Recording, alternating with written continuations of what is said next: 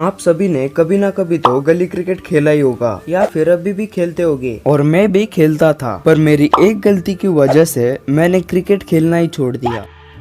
चलिए जानते हैं मेरे साथ उस दिन क्या हुआ था। पर स्टोरी को स्टार्ट करने से पहले आपकी भी गली या मोहल्ले में ऐसे अंकल या आंटी रहते होंगे जिन्हें आपके क्रिकेट खेलने से बहुत ज्यादा तकलीफ होती है, और ऐसे अंकल और आंटी मेरे भी गली में हमारे यहाँ के जो अंकल थे ना, वो एक टीचर थे और अब वो रिटायर हो चुके हैं। अरे सॉरी, रिटायर हो चुके हैं। और उनका घर ऐसी जगह पर था, हम चाहे कैसे भी खेले बॉल उनके घर में जाता ही था। हमारे यहाँ के सारे बच्चे राइटी थे और उनका घर लेफ्ट में था, और इसी वजह से बॉल ज्यादातर उनके घर में जाती थी। उन अंकल को हमारे क्रिकेट खेलने से कोई प्रॉब्लम नहीं थी, पर उनका कहना था कि बॉल मेरे घर नहीं आनी चाहिए। समझ रहे हो? समझ रहे हो? समझ रहे हो ना? और जब भी बॉल अंकल के घर जाती थी और हम उसे लेने जाते थे, तब वो हमें गालियां देते थे, चिल्लाते थे, या फिर बॉल को छुपा कर कहते थे कि बॉल यहाँ पर आया ही नहीं। अंकल का तो एक बार चल जाता, पर हमारी यहाँ की जो आंटी थी ना, वो पता नहीं हमसे किस जन्म का बदला ले रही थी। मतलब भाई, हम जब भी क्रिकेट खेलने जाते थे ना, तो वो एकदम से अपने घर के बाहर बैठ जाती, और उसका घर गली के एकदम सामने था। वो अपने घर के सामने बैठती थी, इसीलिए हम उन्हें कुछ बोल भी नहीं पा रहे थे। तब भी कभी कभी हम उन्हें बोल देते थे कि आंटी आप बाहर मत बैठो, आपको बॉल लग सकती है। ये बड़ी अच्छी बात कही आप।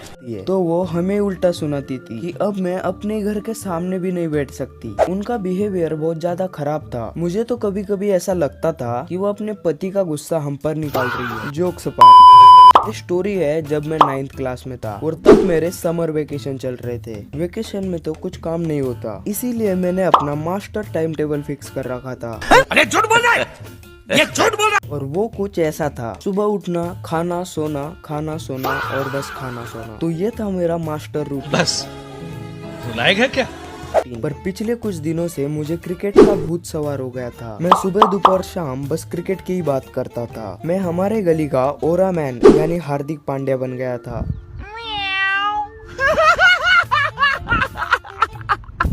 और उस वक्त हमारे गली में सिर्फ मेरे अकेले की पास बैट थी। उस वक्त मेरे अकेले की वेकेशन नहीं थे, किसी के 9th क्लास के, किसी के 10th क्लास के, तो किसी के 8th क्लास के। हम पूरा दिन बस क्रिकेट ही खेलते थे। जब मैं कभी बाहर जाता था तब कोई भी क्रिकेट नहीं खेलता था, क्योंकि तब बैट तो सिर्फ मेरे अकेले के ही पास थी। वेकेशन लग जाने के कुछ दिनों बाद ही हम सब ने क्रिकेट खेलना स्टार्ट कर दिया। शुरुआत में तो सब सही चल रहा था, पर जैसे जैसे हम क्रिकेट खेलते गए वैसे ही चीजें और बिगड़ती गई। उस दिन हम रोज की तरह क्रिकेट खेलने लगे, सब कुछ ठीक चल रहा था, और हमें खेलते देख आंटी बाहर आकर बैठ गई। हमने आंटी को 1-2 बार रिक्वेस्ट भी की। हमने उनसे कहा आपको बॉल लग जाएगी, आप अंदर बैठो, पर उस टाइम उन्होंने हमारी बात को अनसुना कर दिया। फिर हम भी वापस खेलने लग गए, और तब मेरी बैटिंग चल रही थी। तब मैं आराम आराम से खेल रहा था। मुझे पता था उन आंटी का बिहेवियर कैसा है। तब मेरा दोस्त एक ऐसा बॉल डालता है जिसे मैं जोर से मारता हूँ, और वही मेरी सबसे बड़ी गलती थी। जो बॉल मैंने मारा था वो जाकर उन आंटी के पैर में लग जाता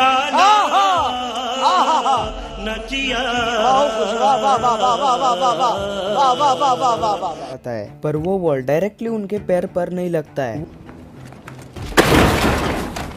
वो बॉल 2 जगह टकराकर सिर्फ उनके पैर को टच होकर चला जाता है, पर उनको सिर्फ एक रीजन चाहिए था, और वो उस दिन उन्हें मिल गया था। उसके बाद उन्होंने बहुत ज्यादा ओवर एक्शन स्टार्ट कर दी, और ऐसा भी नहीं था कि वो बॉल सीजन की थी या फिर टेनिस की थी। वो बस 5 रुपए वाली प्लास्टिक की बॉल थी, और ऐसा भी नहीं कि उनके पैर को एकदम जोर से लगी थी, और वो बस उनके पैर को टच ही हुई थी। और उसके बाद उन्होंने लिटरली सारे गली को इकट्ठा कर दिया था, पर उस टाइम उन्हें ये नहीं पता था कि उन्हें बॉल किसने मारी है। इसी वजह से वो हमसे बार बार पूछती है कि बॉल किसने मारी, और हमारे में से कोई भी मेरा नाम नहीं बताता है। इसके बाद चीजें और बिगड़ने लगती है। वो आंटी सबके सामने रोने लगती है। सारे गली वाले हमसे पूछने लगते हैं कि बॉल किसने मारा। उस टाइम मैं बहुत ज्यादा डर गया था। तब हमारे ही गली की एक लड़की उस आंटी को मेरा नाम बता देती है कि इसी ने आपको बॉल मारा है। तब कुछ लोग आंटी को शांत करने के लिए हमें डांटने लगते हैं, क्योंकि सबको पता था इन आंटी का बिहेवियर कैसा है। तब कुछ लोग उनके साइड थे और कुछ लोग हमारी साइड थे। उनके साइड वाले लोग हमसे कहते हैं सुधर जाओ,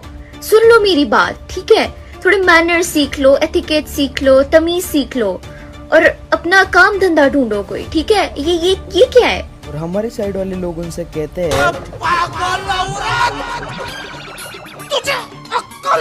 के बाद वो आंटी प्रॉब्लम को सॉल्व करने का नाम ही नहीं ले रही थी। ऐसा लग रहा था कि वो पूरी प्लानिंग के साथ आई है। वो पूरे 1-2 घंटे तक हमें मतलब मुझे लेक्चर दे रही थी। उस वक्त मुझे इस लड़की पर गुस्सा आ रहा था जिसने मेरा नाम इन आंटी को बताया। उस वक्त वो आंटी एकदम प्रिपेयर होकर आई थी। वो हमसे जाते जाते कहकर गई, मरना तेरे को डर नहीं लगता? कि आइंदा से अगर कोई यहाँ पर क्रिकेट खेला तो मैं सीधा पुलिस कंप्लेंट कर दूंगी। और इसके बाद ये सारी बात मेरे घर वालों को पता चलती है। पर तब मेरे घर वालों के रिएक्शन एकदम नॉर्मल थे, जैसे कि कुछ हुआ ही नहीं हो, क्योंकि उन्हें ये पता था कि उन आंटी का बिहेवियर कैसा है। इन आंटी की वजह से मैंने क्रिकेट खेलना ही छोड़ दिया। और यही थी अपनी आज की स्टोरी। मैं मिलता हूँ आपको नेक्स्ट वीडियो में, तब तक के लिए लव यू फॉरएवर।